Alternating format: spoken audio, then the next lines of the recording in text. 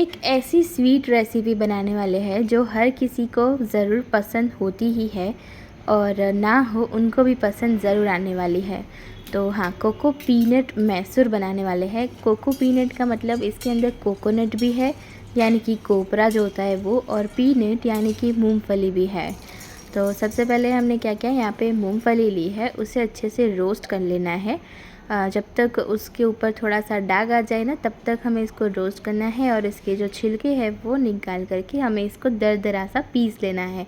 ये देखिए एकदम पाउडर टाइप का हो जाए ना, तब तक पीसना है। ज़्यादा पीसेंगे तो इसके अंदर से ऑयल भी रिलीज़ होने लग सकता है, तब तक हमें नहीं पीसना है। बस इस तरह से दरदरा सा ही पीस कर रेडी कर लेना है। तो सारा पाउडर रेडी हो चुका है, उसे बोल के अंदर निकाल लेंगे।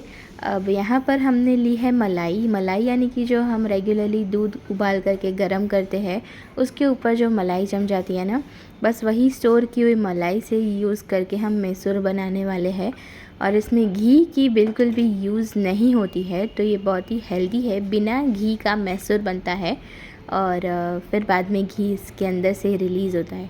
और इसके अंदर हमने ऐड कर दिए है पीसी हुई चीनी, और जो हमने मूंगफली को दरदरा सा पीसा था ना, वो ऐड कर दिया है। साथ में इसके अंदर हम ऐड कर रहे हैं कोपरा जो होता है ना, उसको घिस करके अच्छे से उसकी छीण बना लेनी है और वो ऐड कर देनी है। अब ये जो हमने सारे इंग्रेडिएंट्स यहाँ पे मिक्स किए ना, उसको हम नीचे यानी कि गैस के ऊपर नहीं चढ़ाना है, बस प्लेटफॉर्म के ऊपर रख कर ही इसे अच्छे से मिक्स कर लेना है। और तब तक मिक्स करना है जब तक ये सब कुछ है ना एक रस नहीं हो जाता, तब तक इसे अच्छे से मिक्स करेंगे और उसके बाद ही गैस के ऊपर चढ़ाएंगे।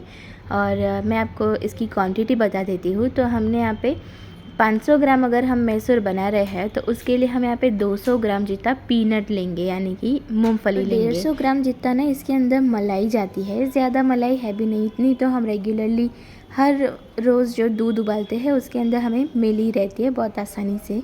और अब जो हमने सारा ही मिक्स किया हुआ था ना, सारे इंग्रेडिएंट्स जो प्लेटफॉर्म पर मिक्स किए थे, उसे हम गैस के ऊपर चढ़ा देंगे और उसे मिक्स करते जाना है। अब ये ध्यान रखना है कि ये जले नहीं, इसलिए हमें क्या करना है, इसको ना एकदम लो फ्लेम पर ही इसको हीट करते जाना है, मतलब कुक करते जाना है। एकदम लो फ्लेम है, देख सकते हैं आप लोग। और एक मोटे तले की कढ़ाई के अंदर ही हम इसको मिक्स करेंगे, जिससे कि नीचे चिपकने की भी कोई संभावना नहीं रहनी चाहिए। अब आप देख सकते हैं ये धीरे धीरे ना एकदम हल्का होता जाता है और इसके अंदर जो पानी छूटने लगता है। अब पानी क्यों? क्योंकि इसके अंदर हमने मलाई ऐड करी है ना, तो मलाई जो है वो पिघलेगी, तब पहले उसका पानी बनेगा और फिर उसका घी बन जाएगा। तो आप देख सकते हैं इसके अंदर पानी रिलीज़ होने लगा है। तो और इसके अंदर हमने चीनी भी ऐड करी है, तो मलाई और चीनी दोनों अगर मिक्स होंगे ना, तो पानी तो डेफिनेटली रिलीज़ होना ही है। तो टेंशन की कोई बात नहीं है इसके अंदर। और धीरे धीरे ना ये जो सारा पानी है वो एब्जॉर्ब मतलब इवेपोरेट होने लगेगा और उसका घी बनने लगेगा। तो जैसे हम रेगुलरली घी बनाते हैं घर पे, अगर आपने घी बनाया होगा तो आपको पता ही होगा कि जो मलाई है ना वो गर्म होती है, तब पहले तो पानी बनता है उसका और फिर उसके अंदर से घी बनता है। और ये आप देख सकते हैं ये जो मैसूर हमने बनाया है ना, उसके अंदर जो पानी था वो अब उबलने लगा है और वो अब घी के अंदर ट्रांसफॉर्म होने लगेगा। अब इसको कब तक पकाना है वो मेन चीज़ है। तो ये जो हमने सारे इंग्रेडिएंट्स मिक्स किए यानी कि जो मूंगफली और कोपरा जो इसके अंदर ऐड किया है ना, उसका कलर जो है ना थोड़ा सा डार्क होने लगे ना, तब तक हमें इसको पकाना है। ज़्यादा देर नहीं लगती इसको पकने में। और यहाँ पे साइड में ना हमने एक टिन रेडी कर दिया है। अब आपके पास अगर स्क्वायर टिन है, अगर आप 500 ग्राम बना रहे हैं, तो आप उसके अंदर ऐड कर सकते हैं, और बड़ा हो तो इस तरह से हमारी तरह से सेट कर सकते हैं। हमने उसके बीच में एक पार्टीशन लगा करके उसके ऊपर एक पार्चमेंट पेपर या फिर बेकिंग पेपर, आप कोई भी यूज़ कर सकते हैं, वो लगा लेना है। और इसके ऊपर ना घी से ग्रीस करने की बिल्कुल ज़रूरत नहीं रहेगी, क्योंकि ये ऑलरेडी इसके अंदर मैसूर के अंदर जो घी है ना उसी से ये सेट हो जाएगा। तो ये देखिए आप देख सकते हैं ये जो घी बन चुका है और उसके साथ ही यहाँ पे मैसूर के अंदर झाग होने लगा है, माने बबल होने लगा है ना, और जालियाँ भी बहुत अच्छी पड़ने लगी है इसके अंदर, आप देख सकते हैं बहुत ही सुंदर दिख रहा है। और बस इस टाइम पे आप देख सकते हैं ये हमारा मैसूर जो है वो सेट करने के लिए रेडी हो चुका है। अब उसका कलर भी आप देख सकते हैं चेंज हो चुका है। तो गैस की फ्लेम को ऑफ़ कर देंगे।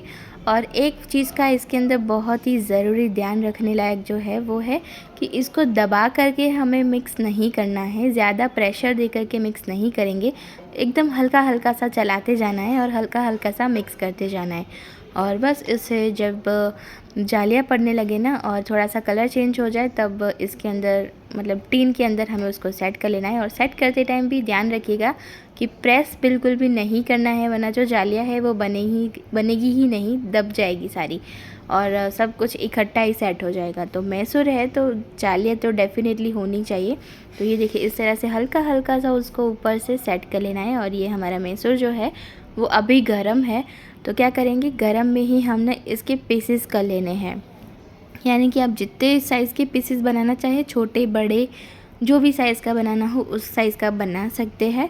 और बस हमने ये वही किया है। हम यहाँ पे मीडियम साइज़ के पीस बना रहे हैं, तो चार लाइन बनेगी दोनों तरफ से, चार लाइन, यानी कि हम 500 ग्राम में से हमारे मीडियम साइज़ के 16 पीसीस मैसूर के बन करके रेडी हो जाएंगे। और जब एकदम ठंडा हो जाए ना, उसके बाद ही हम इसको डीमोल्ड करेंगे। थोड़ा सा आप इसको चाकू की मदद से इस तरह से थोड़ा पीस जो है ना उसको निकालने की कोशिश करोगे तो ये बहुत ही अच्छे से निकल जाएगा। और इसको हम एक प्लेट के अंदर सेट करते जाएंगे, यानी सर्व करते जाएंगे।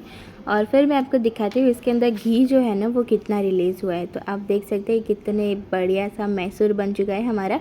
सिर्फ 3 से 4 मेन इंग्रेडिएंट होते हैं, उसी से बनता है, बहुत ज़्यादा मेहनत भी नहीं लगती। और ये देखिए घी कितना ज़्यादा छूटा है ना इसके अंदर, यानी कि परफेक्ट मैसूर की कंसिस्टेंसी हमारी बनी हुई है। और घी जो है इसका मेन इंग्रेडिएंट होता है, पर इसके अंदर ऐड नहीं करना होता, इसके अंदर डायरेक्टली वही खुद ही बना देता है घी। तो बस हमारा जो कोको पीनट मैसूर है वो रेडी हो चुका है। आप लोग भी ट्राई कीजिए। आप इसको फराड़ की तरह भी खा सकते हैं, क्योंकि इसके अंदर कोई भी ऐसा इंग्रेडिएंट नहीं है जो हम फराड़ में या व्रत उपवास में नहीं खा सकते हैं। तो ट्राई ज़रूर कीजिएगा हमारा coco peanut Mysore. Subscribe follow कर दीजिए और कमेंट भी ज़रूर करना। Bye bye.